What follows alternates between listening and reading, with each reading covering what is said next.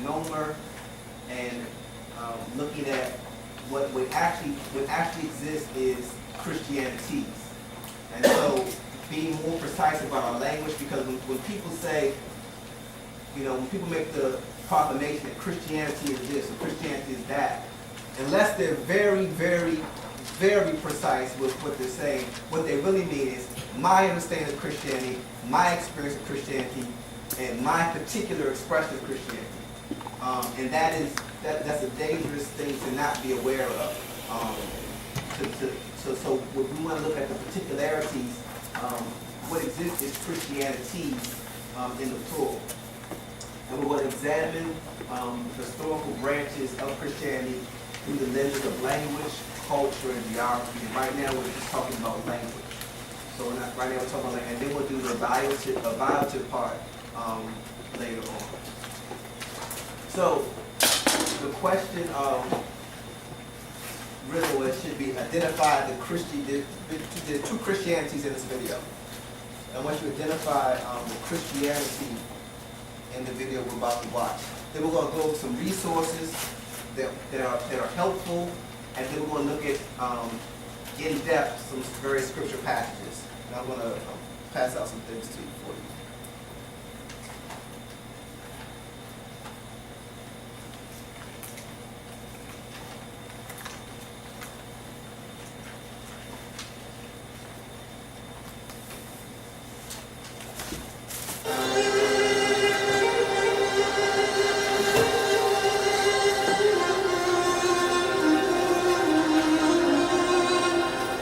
Malula is a tiny Syrian town tucked away in the Kalamun Mountains, about an hour's drive north of Damascus. Commanding pride of place here is a statue of the Virgin Mary, the mother of Jesus. Malula today is one of the few remaining places on the planet where Aramaic, the language spoken by Jesus Christ, still survives, and this is how it sounds. Holloza, el bartubar me le Holloza. خلو بلاوتن ببلوتا وحكينا عن ماي وحكي ماينا تلاقي بدنا البر تي البر مثل لو يبين النوفا.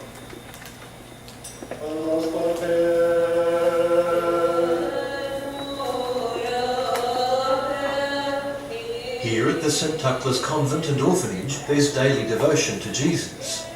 Together, the priest, nuns and orphans pray and sing, but the service is not conducted in Aramaic.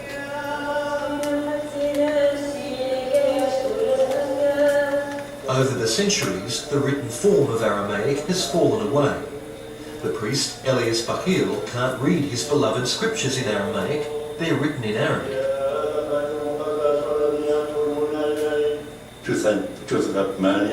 انه نشوف صوصا بلغه اراموريسا شرطه حليا بحر اراموريسا غير اراموريسا.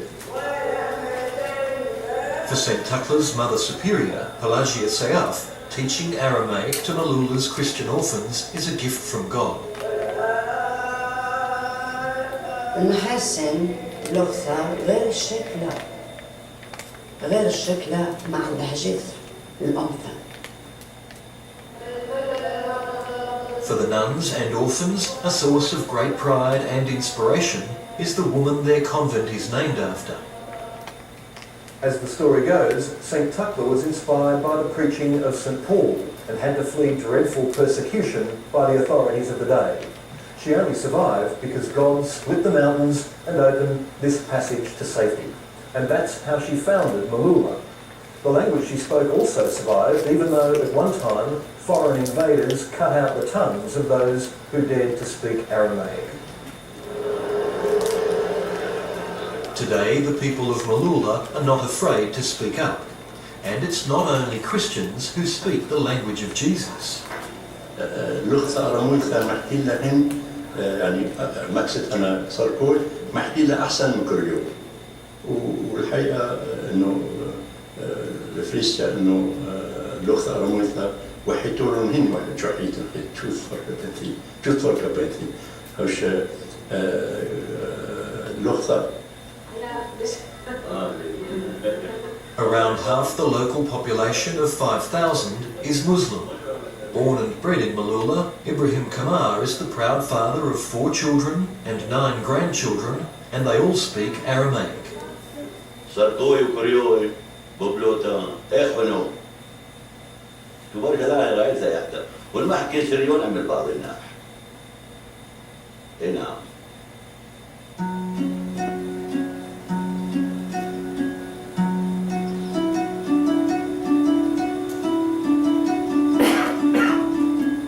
Aramaic has a special resonance for local shepherd Mikhail Fidel.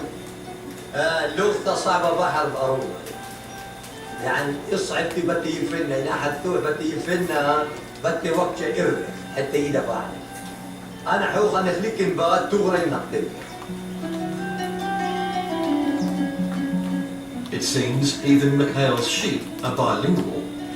نمري أرحب سوريا أرحب بأروماي أرحب عربة الحكي وهنا لا ترد علينا موقف. Today the shepherd is regaling his flock in his native tongue. ليه بنسلك عمو حاجة؟ يلا حننتر ببلوتة، ليه الناس كروناه مر من عنا؟ The Islamic conquest in the 7th century saw the decline of Aramaic and the rise of Arabic. But in remote little Malula, Aramaic was preserved.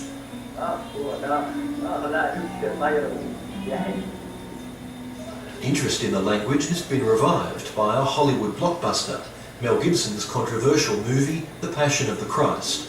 أنا تقسم بارناش كتير بغيمين خيل تبقى أنا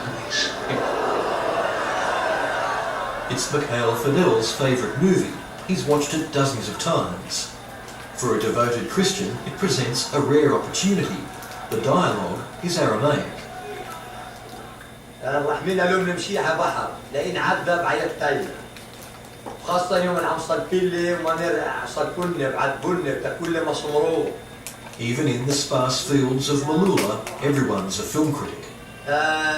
اللي عم حكي لي بس قبة كلس شبورة أنا حوخ نفصل لي أسرع وأقوى.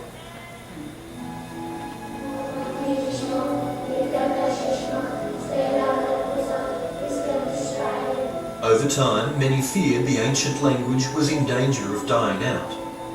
At St. Tuckla's, the orphans are learning to recite the Lord's Prayer in Aramaic.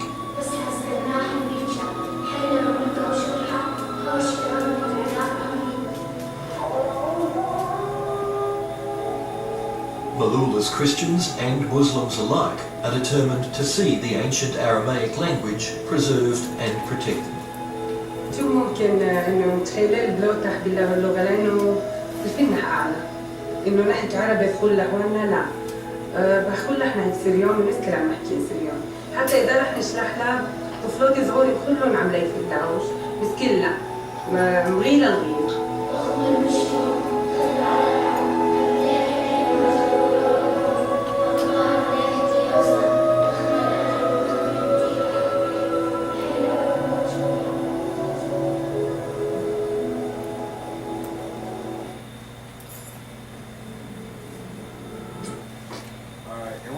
We're going to watch another video about Malula, which is actually a news report, and I think from 2015 to 2014, when Obama was president, basically. We're going to watch that next week to see how it intersects with current events. But so, it was subtle, but you might be able to still get it. What were the two Christianities in the video? What? What? Aramaic and Arabic what? Language. But what were the Christianities? Muslim not Christian. Muslim not Christian. There were two Christianities in there. You basically got it. You almost got it. If you just say one thing after what you say.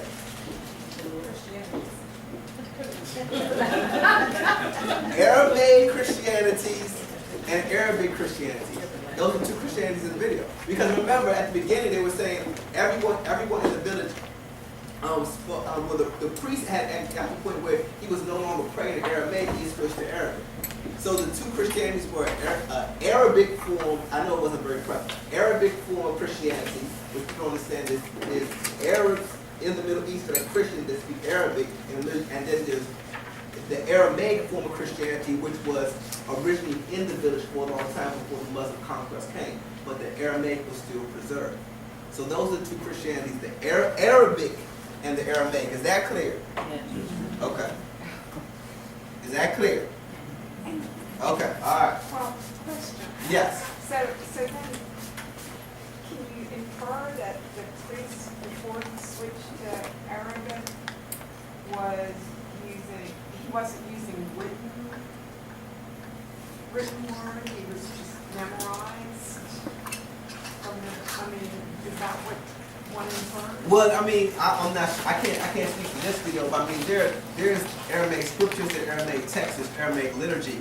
So I don't know. He just got so unfamiliar with it, so not used to using it. So that could have been. But there is Aramaic text to go by, just like anything else, or Latin or English or something like that. So so now let's go. Let's talk about some resources. Now you have a job today. You have a job for the evening class. Because I have to. We're gonna go over so much material today. I have to use slides for this.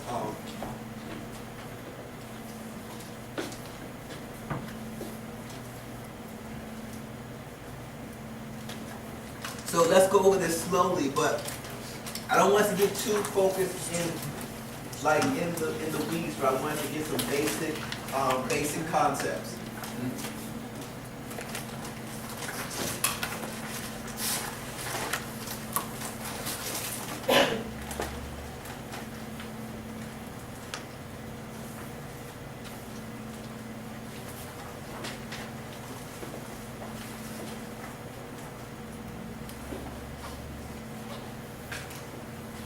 Now those are not all the slides we're going to go over today, but those are the ones that it will be the most difficult to take notes on. So let's pass those on.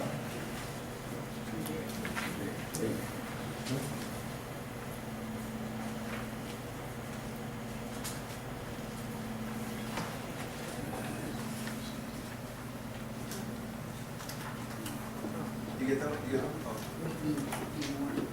Oh. We need more? Okay. I'll make two more. Whoever doesn't have, can you share until your break? Okay. Okay, thank you, Eddie. We're good? We're good? One more, okay. Okay, so these are very important things to think, and once we have these basic categories, it will be a lot more equipped to be able to decipher and identify the different Christianity scripture. So the first thing that I want you to be aware of is that in reference to languages is Indo-European. So when we talk about Indo-European, Greek is in the Indo-European family. English, of course, is in it. German is in it. We do Spanish. This is an umbrella term. But we're talking about the French, Spanish, these are the Romance languages, Germanic languages.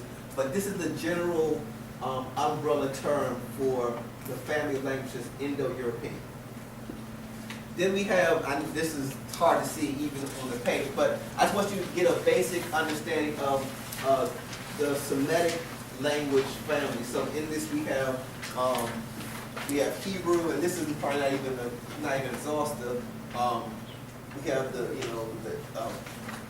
Syriac, which we talked about last week. We have Aramaic and the different forms of Aramaic, Arabic, Akkadian should be on there, but it depends on how they classify it. So, which were Indo-European and Semitic language and family. Just understand those two basic umbrella terms. It's good to have an understanding of it. Now, I'll say that for the end. I will come back to this. Okay. So, timeline. It's good to have a timeline, a basic timeline. So, remember, Jesus walked, Jesus lived. let's say this is approximate, we can debate, this can be debated, you're gonna see different dates, but this approximate timeline, so let's say 1 CE, the first year of the Common Era. You can make an argument that he was born actually before the Common Era, but we're talking about approximate dates. So we have Jesus' birth, first century, then we have Jesus' crucifixion, that would be around 35 CE. Okay, so 35 CE. Then we have the Greek Gospel of Mark written in around 65 CE. Around 65 CE.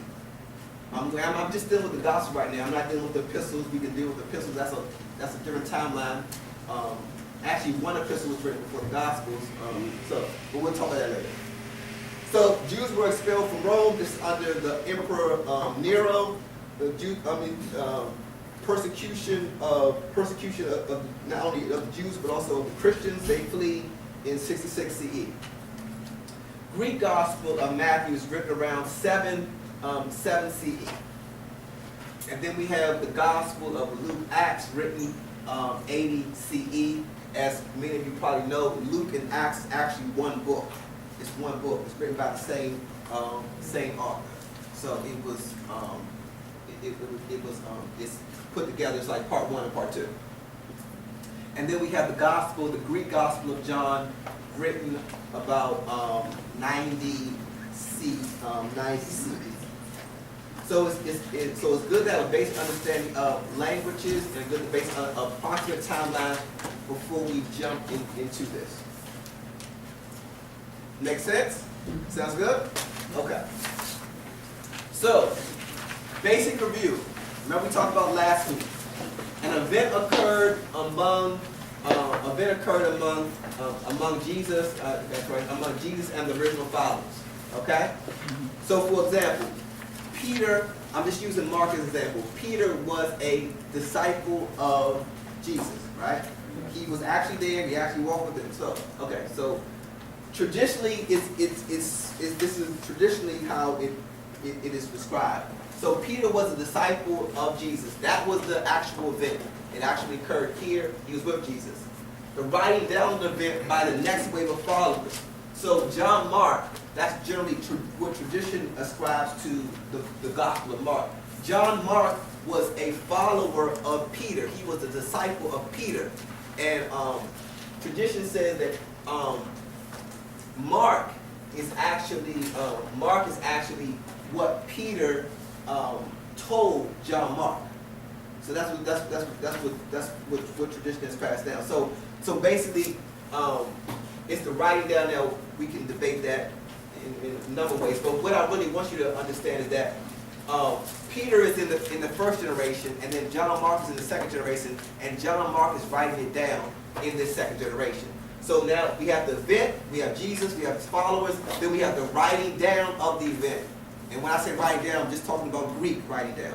The writing down of the event in Greek by the next wave of followers. So we see 1 and 2, right? We see this form in different Aramaic, Hebrew. We can debate about that. We'll talk about that later in more detail. Then we have the writing down of it in Greek. And we definitely know that the writing down of it is to a different community than the community that first heard it. So we still with me? This makes sense? The experience of the event, Aramaic, the Hebrew people, and then the writing down of the event in Greek to the Hellenistic, to the Greek-speaking people. Does that make sense? Because that's very important. So does Paul fall under it then? Huh? Does Paul fall under it then? Nope. Paul would be right here. Because Paul, remember what Paul said? Paul said, I was an apostle of an untimely birth. Because Paul didn't know Jesus. Paul was literally right, you're talking about 50 CE. So he basically just missed Jesus by like 10 years. But that's why Paul says, I am a lowly apostle. I'm the lowest apostle. If you could go back to the first century, if in order of rank, it would be James would be the highest rank. The brother of Jesus was actually the leader of the church. James, Peter, basically the people who actually walked with Jesus, these people were the leaders of the church. they had apostolic authority. So we have the writing down of it by the next wave, and sometimes they're just a little bit after. So then we have the transmission of the message to many cultures in many languages. So we kind of touched on these two layers last week. This is making sense? Who says Elder? Go ahead. Go ahead. Okay. What's your question?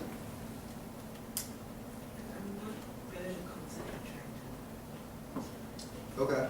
So what's your question? Okay. So the first layer is the event occurred. That's the first layer. The event occurred, and these were with Jesus in Aramaic Hebrew people. The second community would be the community that was after the apostles, after Jesus. So we're talking about, if we want to put in, let's say 50, let's say 60 CE. This is, we're talking about 1 to 30 CE. So this is 130 CE. We're talking about 60 CE right now. 60 in the first century Common Era. Now they're writing down the events that they have heard, writing down or translating the events they heard to a new group, to a new generation of people in Greek. First, second. Yes. So I understand that, what you're saying. Mm-hmm. My question that it brings is, why did during the event, none of those people wrote down what was occurring? Let me finish the question. None of them wrote down what was happening, or we didn't find their writing. And then number two, Mark wrote it down in Greek, even though he wasn't Greek. That may have been the powers of the day. But one would have thought he would have also written it in his own language. So is there any philosophical discussion about why that occurred? Yeah, we're gonna get that, but you drop in like 3 classes, you drop it. I mean, yeah, but you're on. I mean, you're asking the right questions. You're asking the right questions. So that's my question. But first I want you to understand that you do sit and say it's too late. Okay, good, okay. And then we'll circle back to that at the end, because that is the question. The question that you asked right there is a question that not enough people ask. That's the problem we have now. But we're gonna get back to that. Any other questions on these layers? Okay, so let's go a little bit further. So remnants. So remember, we're talking about a Greek. We're talking in the Greek manuscript. So I'm just gonna give you examples of all the. Well, these are not even all examples. I'm giving you some examples of how the different language comes up in the Greek scriptures. So, Emmanuel, which being interpreted is God is with us. Matthew 1:23. Emmanuel is a Hebrew word. Okay? And they bring him to the place of Golgotha, which being interpreted the place of the skull. Golgotha is an Aramaic word. And they said unto him, Rabbi, which is to say, being master, Hebrew. So remember, these are what we're talking about, recounting, talking about events. He first findeth his brother Simon and saying unto him, we have found the Messiah, which is being interpreted the Christ. That can be either Aramaic or Hebrew. But Messiah, the word Messiah is come from Hebrew. Thou shalt call Cephas, which by interpretation a stone. Aramaic. Go wash in the pool of Siloam, which is by interpretation sit. Aramaic. And it was known unto the brothers at Jerusalem, inasmuch as that the field is called in their own tongue, Asel Dama, that is to say, the field of blood, Aramaic. Barnabas, which is being interpreted the son of consolation, Aramaic. Bar what bar mitzvah, you know what bar mitzvah means? Bar is an Aramaic word for son. Mitzvah is a Hebrew word for law. The son of the law. Bar mitzvah. It's an Aramaic word and a Hebrew word together. So whenever you see the word bar in scripture, it literally means son. And so, Bar, son of Jonah, we see that throughout the, Barnabas or Barabbas literally means son of the father. Barabbas. Aramaic, Bar, son, Abba, father, son of the father. Aramaic words. Tabitha, which being interpreted is called Dorcas. Elimus, the sorcerer, for his name was by interpretation. Whoever shall say to his brother Raka, Aramaic. If anyone does not, know the Lord, he is to be accursed. I missed the word there. Maranatha, Aramaic, means Lord come. That's really big in use in the meditation version. So, now, what do we learn from these Aramaic and Hebrew remnants in the Greek text? What do we learn from it? What can we deduce from the fact that these words were left in the Greek text? What can we deduce from that? The first tongue is not Greek, you're right. Okay, so they were important. Maybe the first tongue is not Greek. And What there's else? probably not a Greek word that exactly translates the same, or there may not be a Greek word that exactly translates the same as that word. Okay, so maybe it couldn't translate. That's why they put it in there. They're trying to explain what it is, but it may not be. Because there's some words now that are translated. Right. That the English words that they're translated to, don't totally convey the full meaning. Right. Okay. So, well, first, we're talking about, remember, we're describing, interpreting, translating the events that happened in the past. So the first thing is that when we're talking, if all these followers' names have Aramaic and Hebrew names, we know that the first followers of Yeshua, the first followers of Jesus spoke Aramaic and were Hebrew people. That's the first thing we can deduce from this, is that they were the next, and the second thing is the next generation were told or believed that it was important to preserve some words in Aramaic that we don't know why, but they were told or they believed that for whatever reason, it was important to preserve some words in Aramaic. And the question which I want you all to kind of ruminate on for homework is, why were any words in Aramaic preserved? Now, let's go back before we go into a more philosophical debate. Let me ask you a question that is very important to why this is not talked about in church. Not in church. In seminaries. A very important question. Now, this goes back to Eddie's question. Now, what incentive do I, going back to this chart, what incentive do I, as an English-speaking person, have to believe that the Gospels are written in Greek? What incentive do I have as an English-speaking person to believe that, let's just say the oldest Gospels or the first Gospels were Greek? What incentive do I have as an English-speaking person to believe that? Looking at this chart.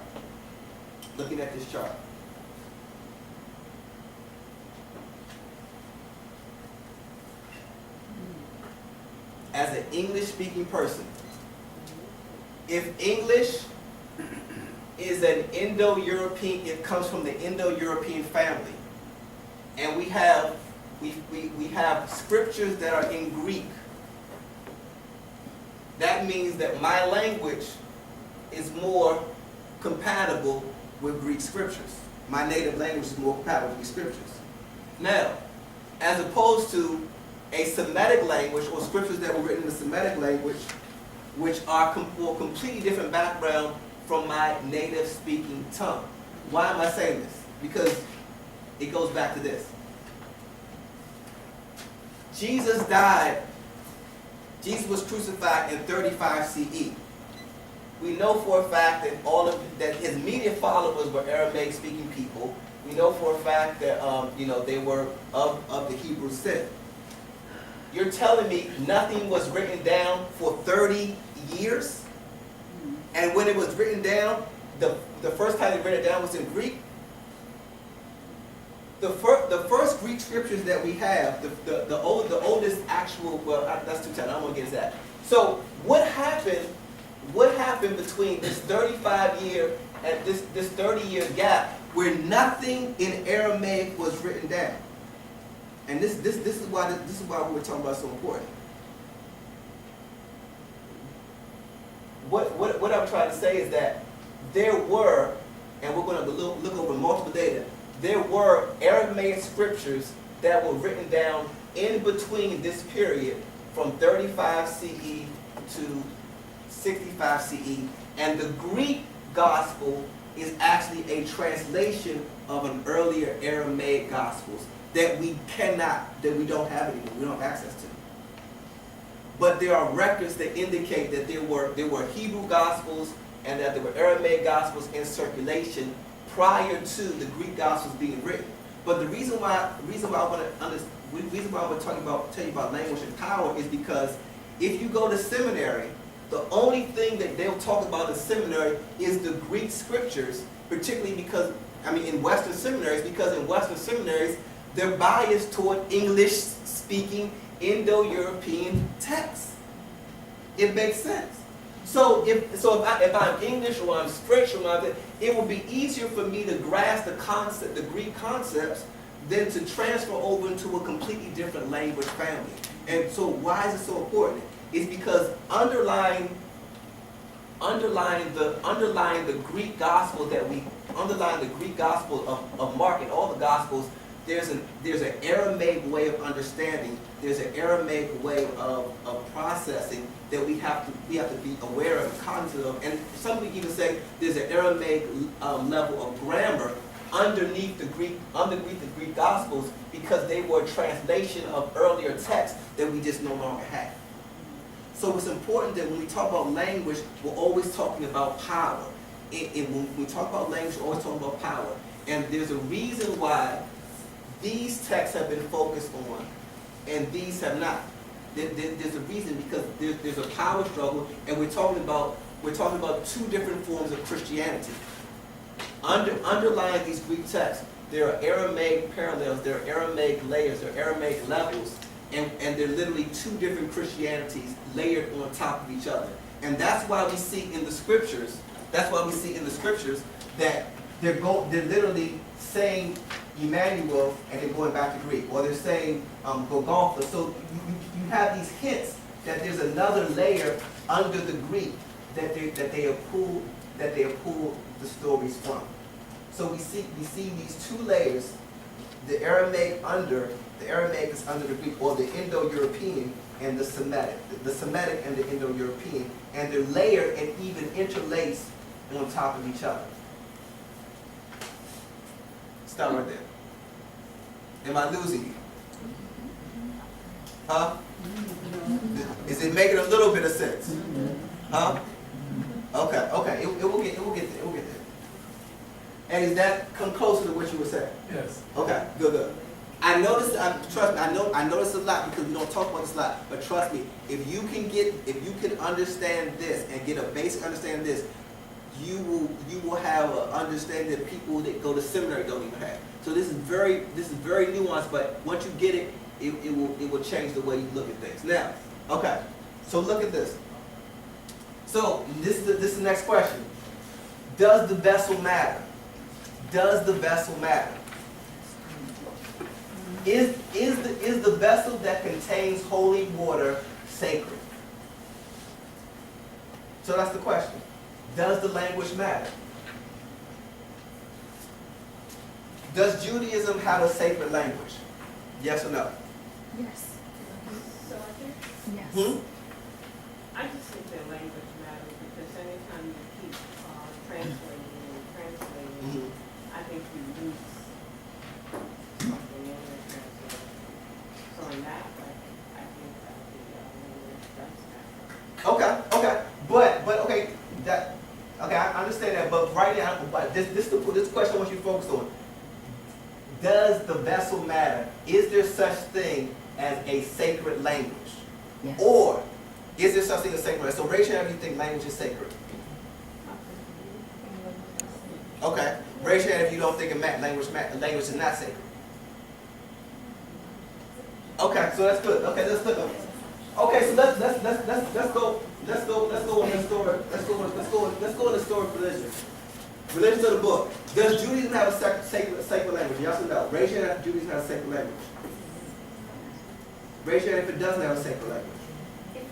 If I believe, I'm not sure if I believe there's a sacred language. No, I'm talking about if you are in Judaism, if you are a Jew, would you think that you have a sacred language? I'm talking about from Judaism's perspective. Does Judaism have a sacred language? Yeah.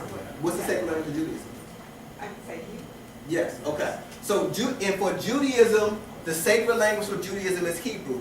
Why? Because the Torah was given to them in Hebrew. So therefore, it's sacred because the language of transmission, the language of the law, the language of the Torah was given to them in Hebrew. Therefore, Hebrew is sacred. Does Islam have a sacred language? Awesome, yes. To Islamic people, it does. What's the sacred language? The Arabic, Arabic is a sacred language. Why is Arabic a sacred language? because that's where Muhammad delivered to them. Exactly. Because the Quran was expressed to Muhammad in Arabic.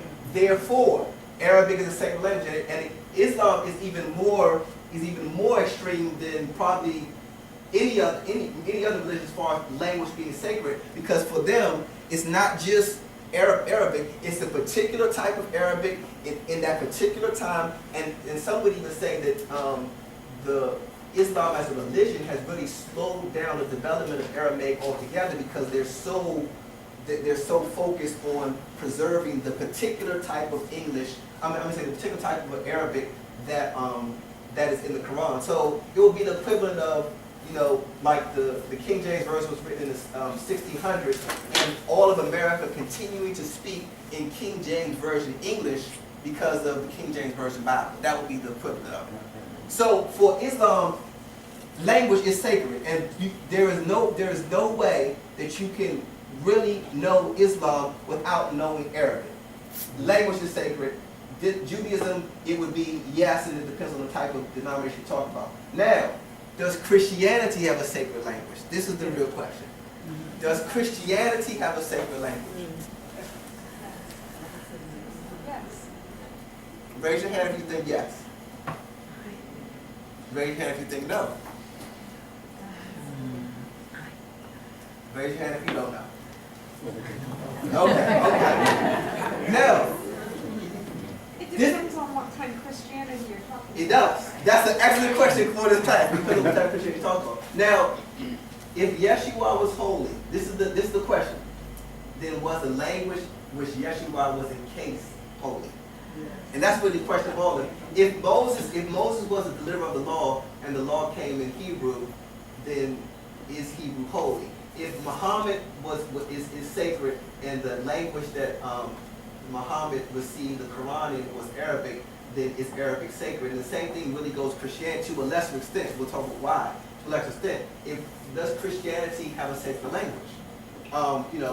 Is the language in which Christ spoke, is that a sacred language for us? Let me keep on going. I'm going to give you 3 positions that you can take. So then would you say that English is a sacred language to the Mormons? I don't know. That'd be a good question.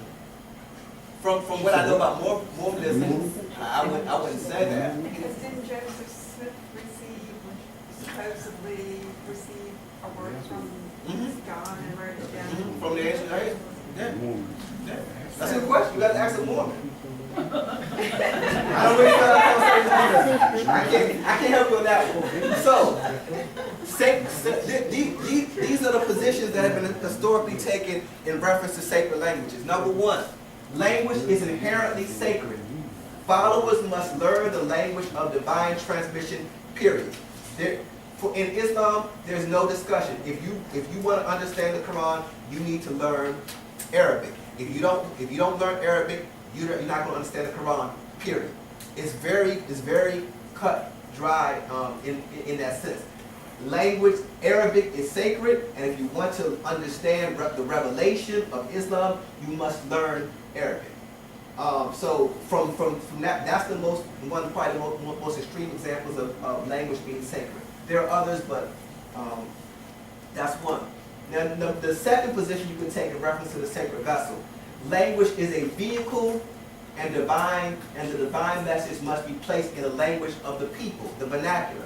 So basically, language is just a vessel, and we take the message and we put the message into whatever language the people speak, the vernacular, and then it goes out that way. So language. So this is one extreme, and this is on the other one end. This is on the other end. Language is just a form of communication. And then there's the language of the divine transmission holds the message, and the followers must engage the language in some sense to engage the message. So this is kind of like an in-between position that people take in reference to sacred language. That first, on the one end, it's sacred and you must know it. On the other end, it's just a form of communication, and you put it in whatever people speak. Or the middle option is, the third option is, language holds the message, and we must enter the house, even if we're going to leave the house. We must at least enter the house. So, number one is, you must live in the original house of revelation to receive it. You must live in the revelation. So this is what Islam, some Orthodox Jews and Orthodox Christians would propose. That in order to really receive the revelation, you must enter the house of the original language, and you must live there. Not just enter it, but you must live there. The second option would be revelation can be taken out of the original house and placed in any house for people to enjoy it. So this is a very Protestant view, that we take the gospel and we put it in the people's language, and we put it in their language, and they benefit from it. This also post-Vatican II, because as some of you might know, after post-Vatican II, the Catholics basically stopped doing the liturgy in what language? Latin. Exactly. Because the decision was that the gospel has to be in the language of the people. Now, before that, it was in Latin because Latin for them was a sacred language. So they were born here and they switched to here. Now, the third is the original house must be visited in order to appreciate and fully benefit from the revelation. So this is similar to how some Christian traditions hold on to particular words, such as Maranatha, and they repeat those words over and over again in Christian meditation. Why? Because this word has power because this was a word that Jesus uttered, and this was a word that the early church held on to for a reason.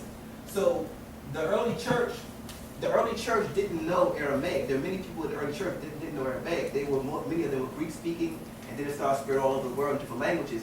But in that first century, they did hold on to certain words. They did visit the house and take certain words out of the house because they believed those words had power.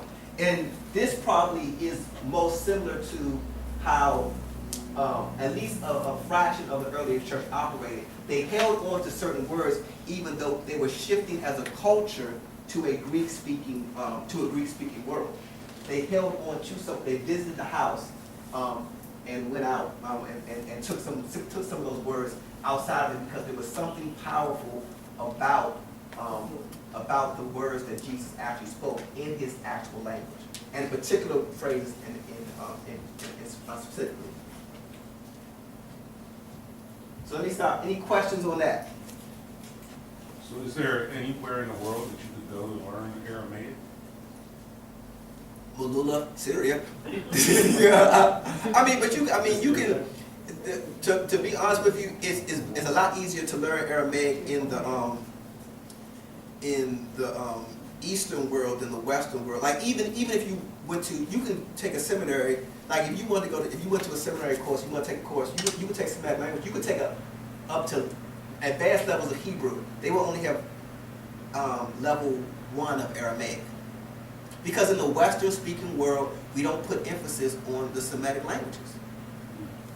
I mean, so you can go to Semitic language department and learn, of course.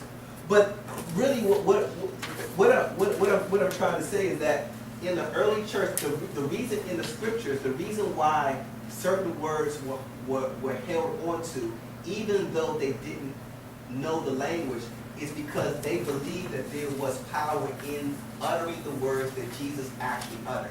And for whatever reason, some words did not get translated. Some words did not get translated. They were just held onto in the original tongue of Jesus. And this word in particular, Maranatha, Lord come. This word in particular. So these different positions make sense. Does that make sense? Okay. I feel like y'all are drowning. Y'all drowning out there. So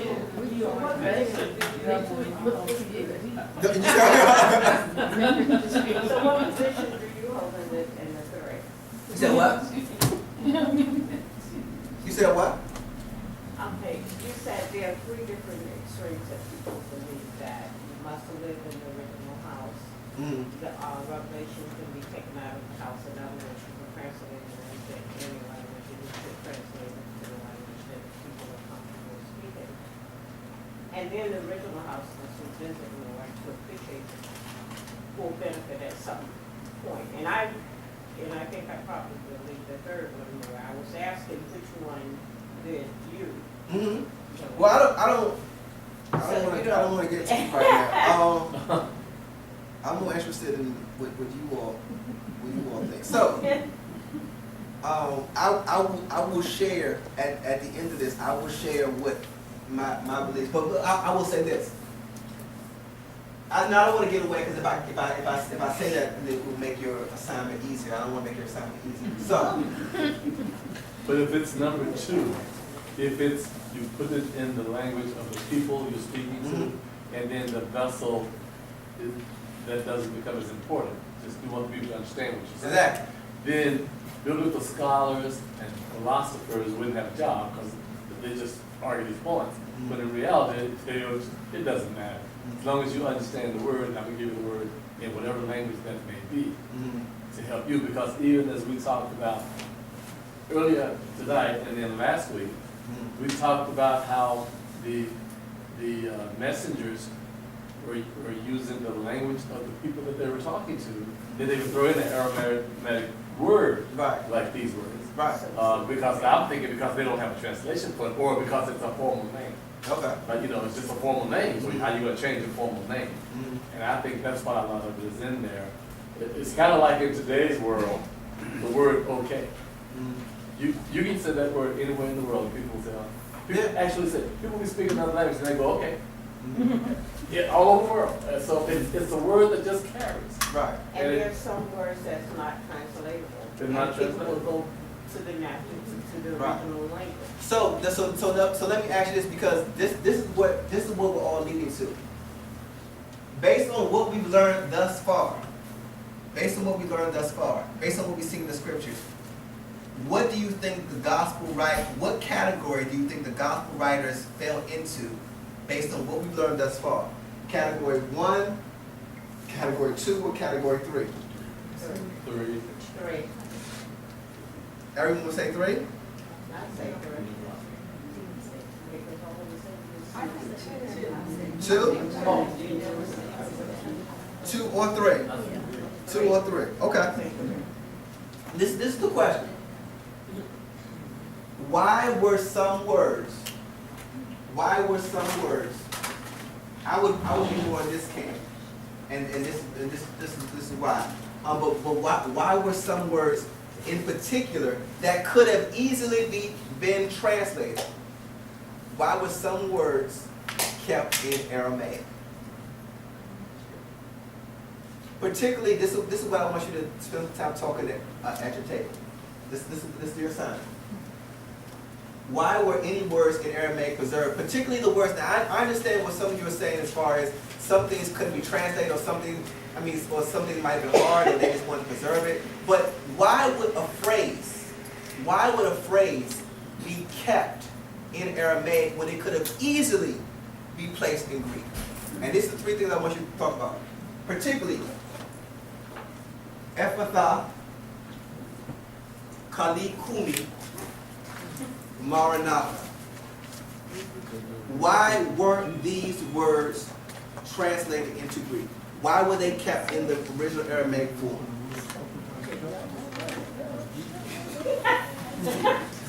Ephatha, open up, rise up, Lord come. They could have easily been translated into the vernacular, which was Greek at that time. And it's going to get even more, a little bit more nuanced than that. But why weren't these phrases translated like all of the rest of the scriptures were? Open up, rise up, Lord come. Ephatha, Talitha, Kumi, and really Talitha's a little girl, so it really is just Kumi. So we get just one word. Ephatha, Kumi, Maranatha. So I want you to spend, I want to get your thoughts. So write down some notes. If you have some scriptural evidence, this will be homework assignment, but you can also start on this right now. So, and I want to give your preliminary discussion on this. Let's go. I'm going to give you a whole 10 minutes.